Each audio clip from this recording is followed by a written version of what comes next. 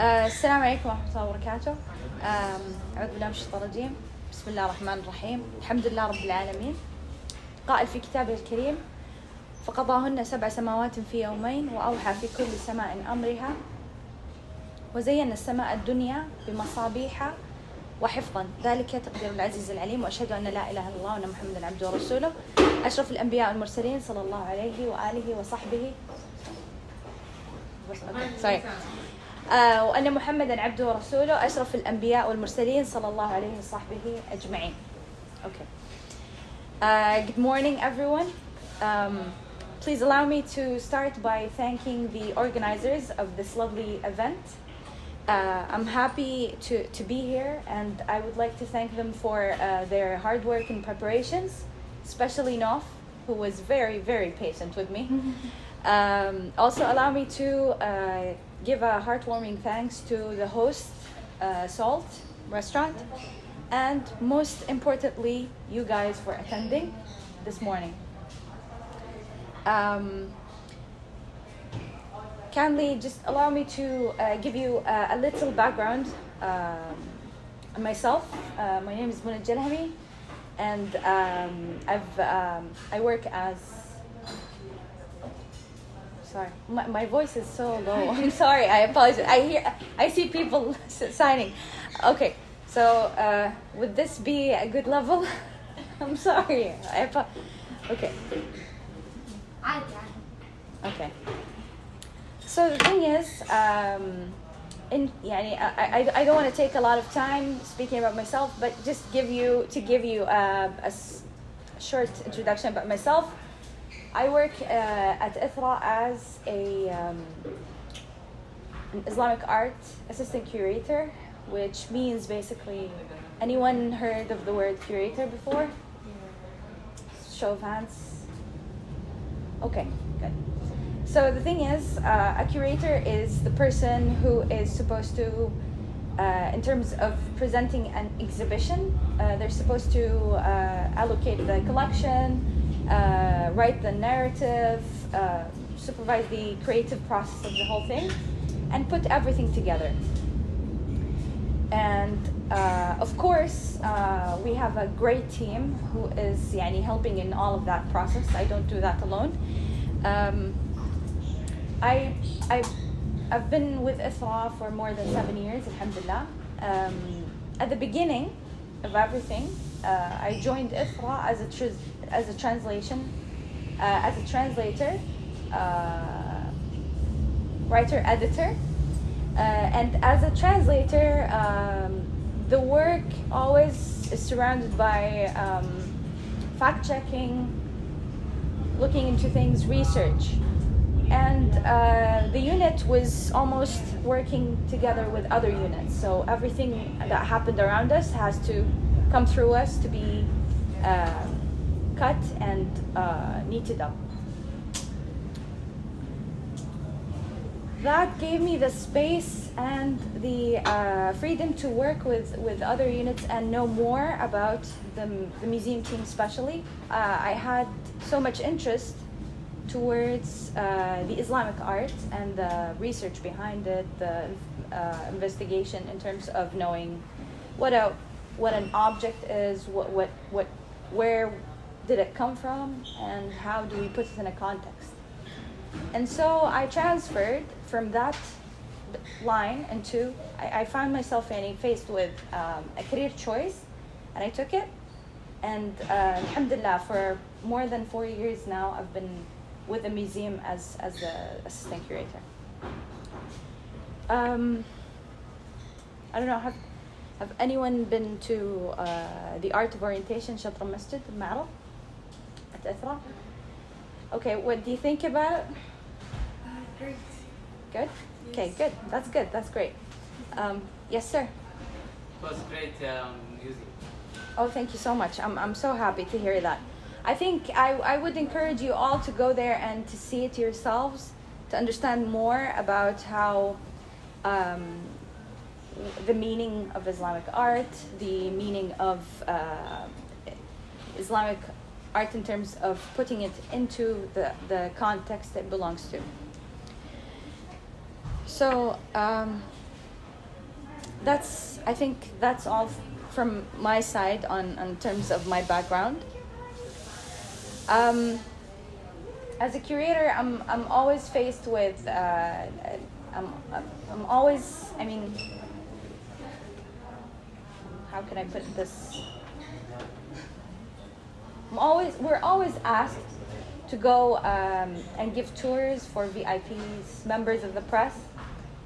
And one of them, in one situation, I found myself asked by a member of the press. He was a reporter, a newspaper reporter, and he asked me, "What is the meaning of Islamic art?" And at that time, I wasn't. I was new to the job. I was like getting the experience, moving along, reading books and stuff. The thing is, I froze. It stopped me in my tracks because I've never thought about it from that angle. People who don't work in museums and exhibitions, those circles, I think they're not familiar with these terms. We know art in general, but we don't have a specific field in terms of contemporary Islamic and so on and so forth. So that was the icebreaker question. So can you tell me, what do you think about Islamic art? What does it mean to you when I say that? Yes. I think it's like identity, you can say. All right. Not for the religion itself, but like in general, it's an identity. Okay. It represents culture, time, history. All right. Someone else? Maybe it gathers maybe more than 100 of art from each country, like in Arab country. Maybe Arab the country? circles and the Islamic drawings and the architecture in general. Yes. Someone else? Heritage buildings, design, handicrafts that were used by the Islamic period or states at that time. Yes, but the question that begs itself is, why not call it Saudi art, or like, if in terms of all the other arts that are belonging to a space, it's always defined by the country that it came from, but not in the case of Islamic art. I think there is still a debate towards the meaning of Islamic art, even among scholars. But I would like to borrow the words of a very distinguished Islamic art scholar, Dr. AlJalhami. He said that rather than, if I'm faced with a question about defining what Islamic art to a person or an audience who are not familiar with it, I wouldn't tell them to go and read about Islam or a translation of the law or Sharia, or an interpretation in their language about what this means. I would rather ask them to go and see go and hear a recitation of Quran in Arabic, not translation. Also go and look to focus your vision to manuscripts, illuminated pages of Quran that are beautiful and will that feeling will just give you the understanding of how this is a sacred and in a bit in terms of religious art. For me, I think it's whatever was made by a Muslim or a non-Muslim under the Islamic civilization sun. Whatever it is, as long as it's useful, as long as it serves a purpose, it's part of that Islamic art.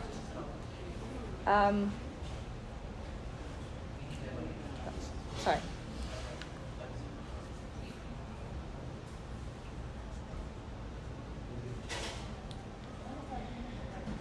And as you can see, Islamic art is focused on the.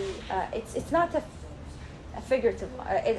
It's not based on figurines and images. It's almost from the beginning of the new faith. It was focused on let's say was focused on a pattern or calligraphy, because to Muslims it was the first word in Quran that was revelated to the Prophet ﷺ was read. So it's sort of like it has this relationship. If you're told to read, you have to put something in your hand and read it. And so and also the need negated that people or artists would develop manuscripts to preserve Quran, of course, يعني from the first four khalifs,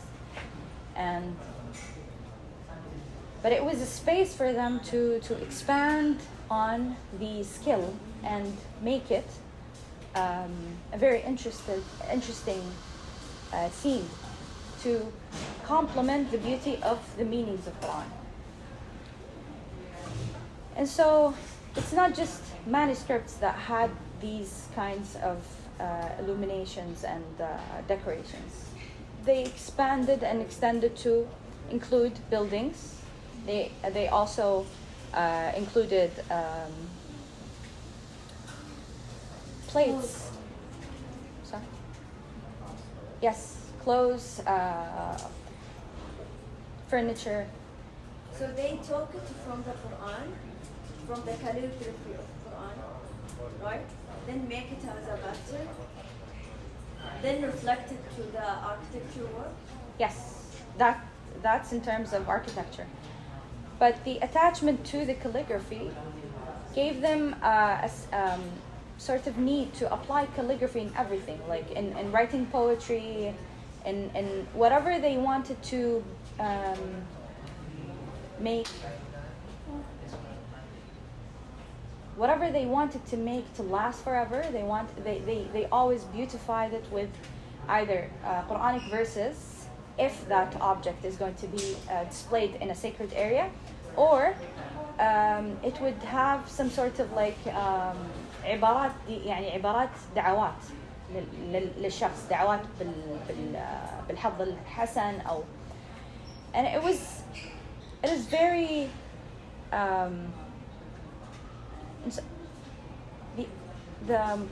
what I'm trying to get into here is to describe the relationship between what people want to last forever and how they apply it, and that also applied to making buildings or historical buildings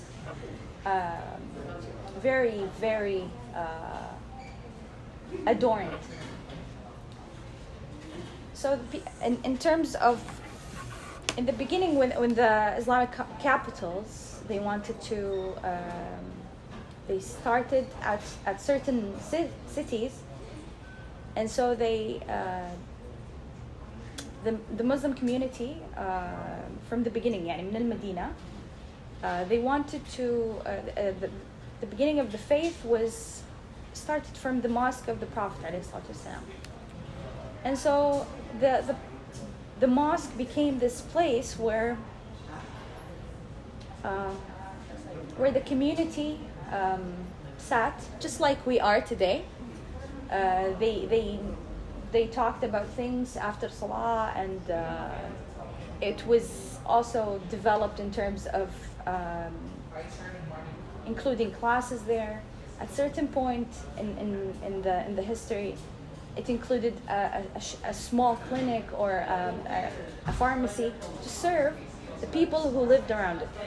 There was this one history book that I've read a long time ago that mentioned that when Muslims, they went to in the beginning of I think it was the reign of Umar ibn Khattab radiyallahu anh, when the Muslims were getting the faith everywhere, I mean the expansion of the Islamic lands,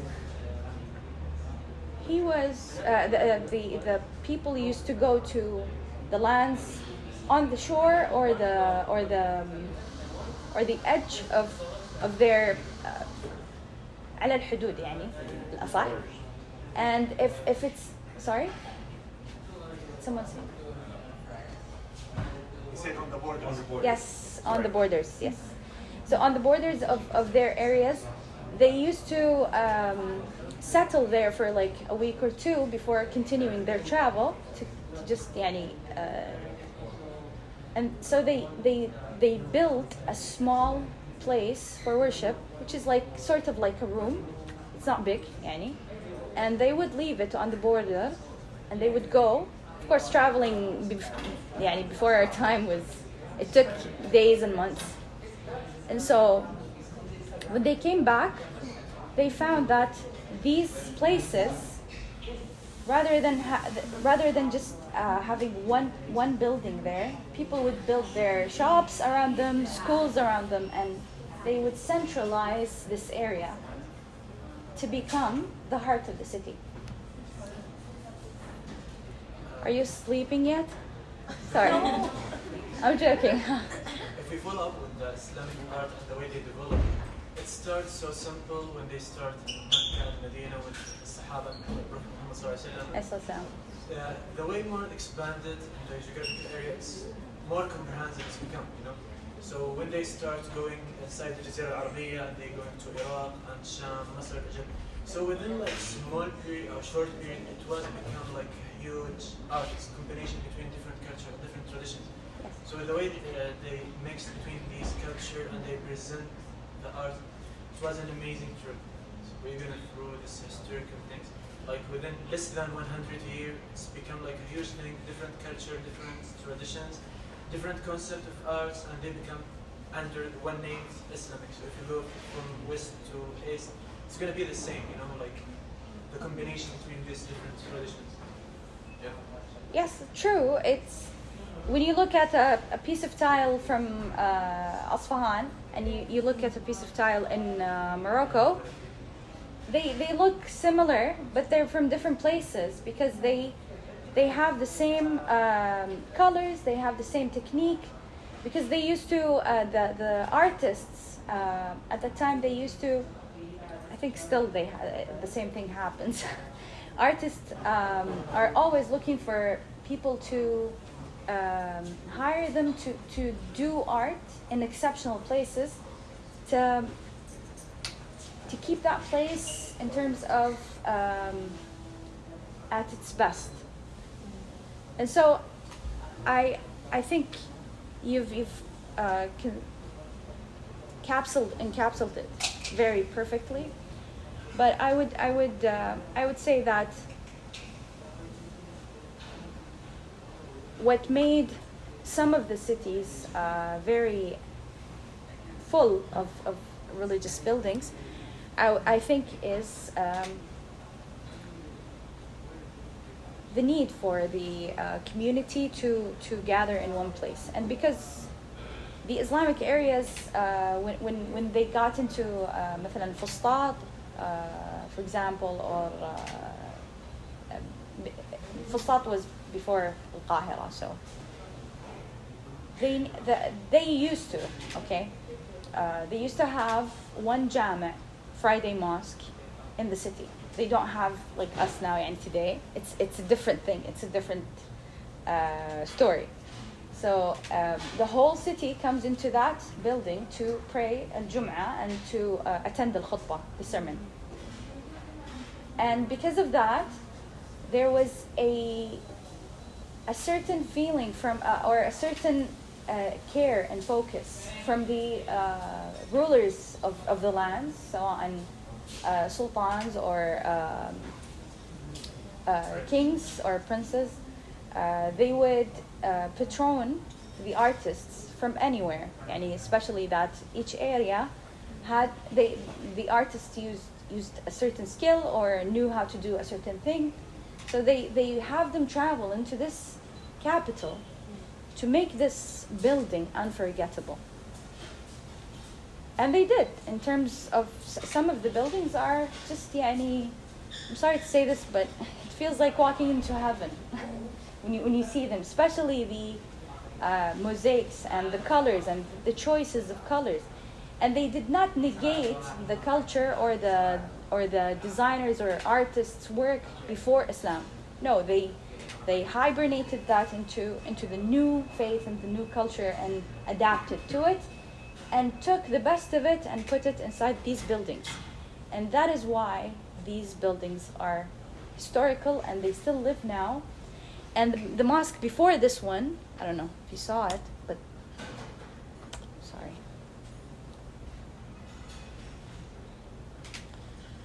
This one is just one of the most beautiful buildings ever. It was built in the Umayyads era. It was built under Al-Walid bin Abd al-Malik. He was a very inspired by architecture, and he took that. I think he took that from his father, because his father was determined to build or to renovate and expand Masjid al-Qubat al-Sakhra, Dome of the Rock, in Palestine. It is very, very beautiful and similar. So if any of us have seen it on TV or in person, when you go into the Dome of the Rock, you would see the same decorations and patterns and artwork displayed and put inside, as if you're walking into the Umayyads Mosque, the Jam' al-Amawi, because he used the same artisans and craftsmen.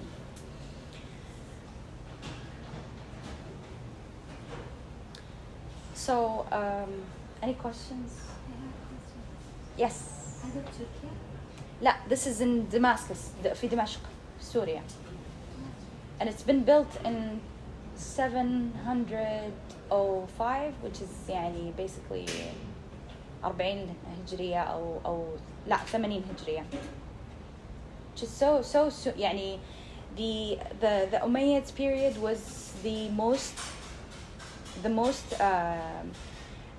Islamic civilization reached the most extent ever, and also some. Sorry, هذا جامع الأموي. إيه الجامع الأموي. أنا أشوف المكان أقول أنا كنت داخل يعني مرة يوم من الأيام مو غريب علي المكان. صحيح؟ Have you been؟ ها؟ رحت له؟ رحت. How was it طيب؟ يلا أخيرا في أحد راح يلا tell us please. واسع جدا جميل جدا مرة يعني.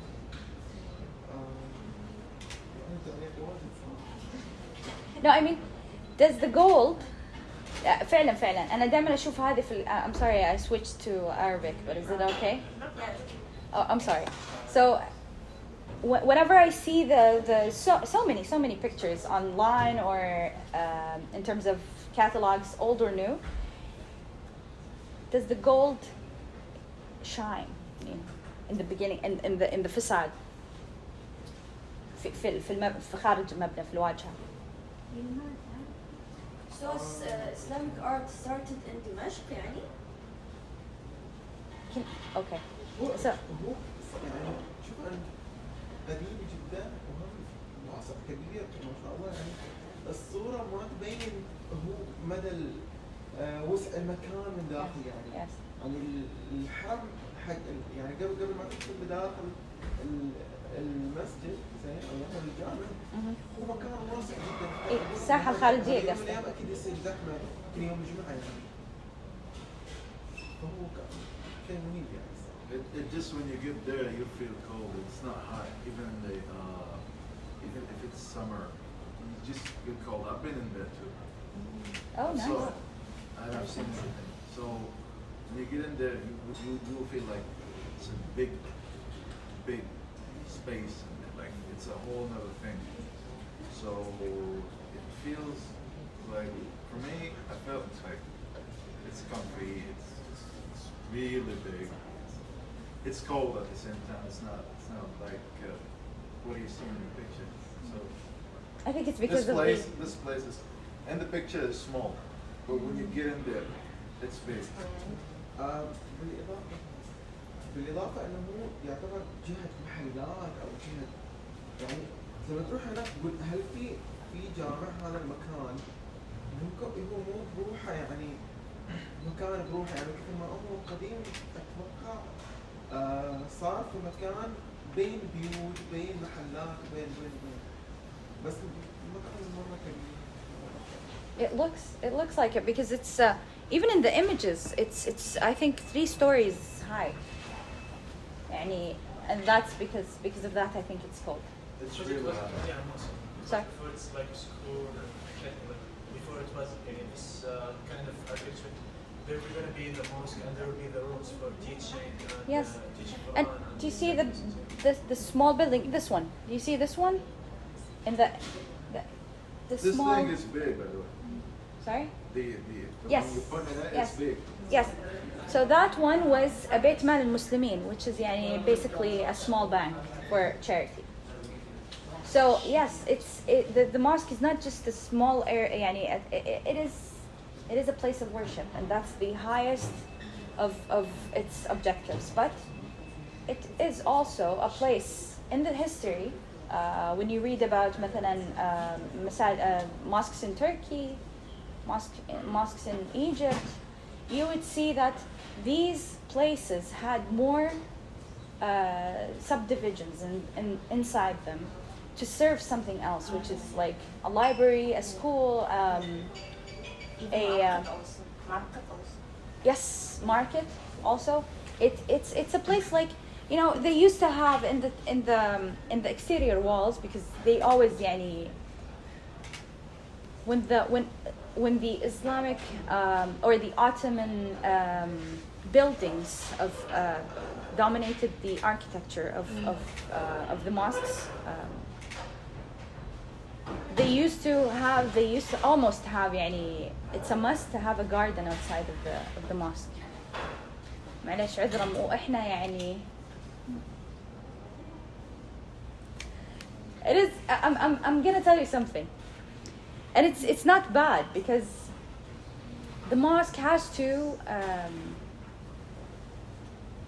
serve and also harmonize with the area's architecture. احنا لو حتى حطينا يعني حديقة ما حد بيقدر برا من الشمس والحر.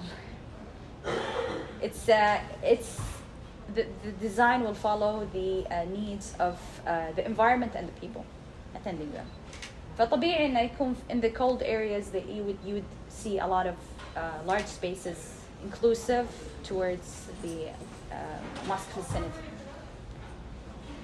And also So I just want. قبل تغيرت functions الحين. Yes, because schools have buildings now. They're separated from that. And I think that depends on the city's size. If you have a smaller city, everything will be encapsulated in one area. But if you have a larger city, like خبر ولا دمام ولا شيء زي كذا, you will see that everything is scattered around to serve the small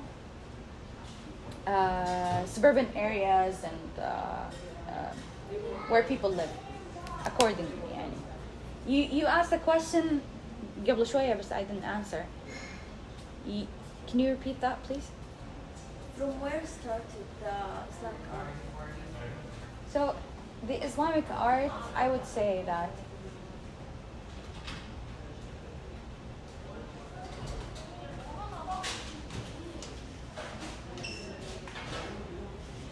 it's a hard question.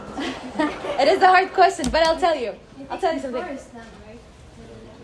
Well, the thing is, art is there forever, but when you when you put it into a context, when you use it in a certain culture and apply both, when you apply both your culture and the other culture's art and design, it just merges together to become the new culture's art. Because it's purpose specific, or it's a pattern specific to a certain area that belongs to the Islamic civilization. So يعني when you see something in let's take China for instance. when you look at a jama in China, you would look at it and you would see a temple. It looks like a temple because it's built by the people who live here, and they wouldn't put a dome or ما راح يحطوا منارة ولا قبة فيه. So that it does but it serves the purpose that the religion has for the people in that building. Sorry. Actually, they have a lot of mosques in China. So yeah, I've saw that. I've been there. Yeah, each mosque is like has a different design, but it serves the purpose. I mean, it's big and whatnot. It's like most of the mosques that we have. No, but does the building look like our mosques? Couple of them, yeah, close to ours. Are these recently built? Yeah. Yes, but in the beginning. In the beginning, no. No, they look like just normal Chinese buildings. And also when you go to Samarkand, Bukhara, أي مكان زي كذا, you will see that their buildings, whatever they used to build their castles as, or their fancy homes as, they would apply the same art and the same methods to beautify those new buildings. By the way, this There is specific elements to call it mosque. Yeah, there's specific elements to follow to call it a mosque. Maybe a dome or No, something. like not at the dome. It's like when you Mihrab, I think I would say mihrab. المكان الإمام فيه لازم should be a curve arch.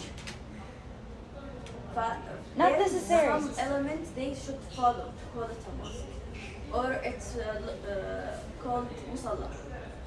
when you go to مصلى اللي ما تقام فيه الصلوات الخمس. Yeah. لكن المسجد اللي تقام فيه الصلوات الخمس كاملة. فمو ضروري يكون فيه كير. Yeah. عادي. هذا فارق. I would say yes, you're right, and also you're right. It's the only thing that signifies a mosque from other buildings is that it has to جدار القبلة, the Qibla wall has to face the Qibla. That's one. Two, all the other elements were added after. When we go back in history and we read about the Prophet's mosque in the beginning, in the first decade of his arrival to Medina, sallallahu alaihi wasallam, he did not specify these things. He only specified that the Qibla wall has to face Al-Kaaba, Mecca's direction. In terms of specifying where exactly would the Imam stand, there are some historical articles that mentions that they had a wooden panel, small wooden panel, with an arch to give you the direction. يعني بالعربي سهم تقريبا. But again, the artists who had so much creativity and they wanted to beautify everything, they inside that emotionally attracting building for them in terms of serving their new faith, they molded these objects and furnitures inside the mosque to become elements later. Like when you see when you walk into any mosque now, you would see the first thing you see is the carpets or the prayer rugs. All the prayer rugs have the arch, but we don't. إحنا في المصلى حق النساء, in the women's area, we don't have an arch. We don't have what do you call it? Mihrab. Yes, we don't have a niche. We don't see the niche. Only male side would see the niche, but it's found there inside the prayer rug. So the elements, but if I'm praying on just a prayer rug that has only rows on them, يعني صفوف, would that not يعني would that not serve the purpose? Do I need to have the niche in there? It's not, but it became an element that signifies the faith. So being changes all the time because like it's dependent on the culture. Like when we were in the Medina Munawwara before, if you can see it, it wasn't that high. You know, it's gonna be kind of close to the ground. If you go to like Egypt, if you go to Sham, you're gonna find like a very high mihrab. you remember? Because the way they're like when a sultan or the prince is gonna speak to the people, like he has to be in like very high place. Even the elements of the mosque, okay, you're gonna see Zakhrafa, the written Islamic word and the ayat and everything, but always there will be like a new elements, like when they start with the Uthmaniyya, starting using this colored glasses and windows, and they start using the sunlight. If you go to other mosques, you're gonna see the same, but it's in different. Yeah, the tradition. They are learned in a different way. You're not gonna see this colored glasses. The sunlight, it can be dark. So yeah, it's always changes, and everyone adding their touch. So that's why it's adapts very quickly because الدول لما كانت تيجي خلافية, they always add their touch to these art. Even nowadays, when you see like a new mosque, they like modernize it. They use the same patterns, but they modernize it. Yeah, it's not the shapes. Yeah. Some mosques in Syria, they even use TVs. Okay, they serve the purpose. I mean, because on Friday there is a huge, like there is a lot of people in there. You gotta have a TV in there so you can see an imam talking and whatnot. So which is very considerate, to be honest, Annie. Even for translation or something, it's useful. Yeah. Yes, it is. Yes, sure. To add to that, I think as soon as the Islamic spread, each, like as he said, each country have like a different identity. It's not same identity, but different maybe adds to it. So the pattern, as he said, is different. Like it's a in mixture. Moroccan and in Andalus, like in Spain or in Uthman, all have the same identity of Islamic, like soul, but different patterns and different colors. That is true. Yes, I ma'am. may add, it's Yes. like coffee, you know, from different region, have their own taste because of the material of the grounds, you know. So the same with art, like colors also, because people use the resources available there. Yes. So maybe certain colors you can only find in certain regions, and then other colors you will only find it in other regions. And then also people travel, they brought their own resources, but then it was adapted and then assimilated with the local Exactly. resources. Yes, So true. It's interesting when you said that when you mentioned the example of coffee, because what brought people together from other places is traveling for trades and traveling to do the Hajj, and that's why طريق الحرير, طريق البخور, Silk Road, and the Insis Road had these kinds of influence on the small areas, the small villages, to become in a later stage larger cities with centralized mosques. I don't have more time to explain more and tell you more about these things, but I just wanted to end with this. Titus Burckhardt is one of the founding fathers of scholaring and research in terms of Islamic art. He said a craftsman only have meaning when it serves a spiritual way.